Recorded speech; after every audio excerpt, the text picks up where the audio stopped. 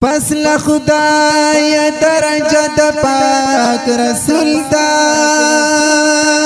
ډیر لوی مرتبه د پاک رسول دا دا باغونه دا ګلونه سپوږمۍ ستوري دا د حسن یو زره د پاک رسول دا یا ډیر امید چې الله به می معاف کړي